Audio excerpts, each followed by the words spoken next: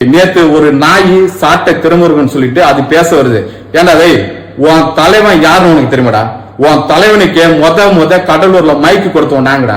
முத எங்க கட்சி தலைவர் தாண்டா மைக் கொடுத்தாரு. பாட்டாளி மக்கள் கட்சியில இருக்கும்போது விடுதலை புலிகள் தாக்கப்படும் போது கடலூர் மஞ்சக்குப்பம் மைதானம் அருகே சீமானை கூட்டு வந்து மைக்கு கொடுத்தது எங்க அண்ணன் வேல்முருகன்டா. உங்க நாம் தமிழர் கட்சிக்கு தலைமை தாங்க வாங்க என்று அண்ணன் வேல்முருகனை பார்த்து உங்க கட்சி தலைவர் அழைத்தார். நான் அவரை குறை சொல்லவில்லை. நீ யாரா? நீ யாரா? நீ என்னைக்கிட அரசியலுக்கு வந்த? புதுவாய்க்கு என்னைக்கிட வந்த? பிஞ்சிலாம் கதறுதுன்ற என்ற நாயை நீ தாண்டா பிஞ்சி. சாட்டை துறைமுருகா, நீ பிஞ்சிடா, பழுத்த பிஞ்சிடா. வஞ்சம் புகழ் கொண்டு வஞ்ச புகழ்ச்சி அணியிலே தொடர்ந்து நீ பேசி பேசி பேசி பேசி காசு சம்பாதிக்கிற பொறுக்கிறா நீனு.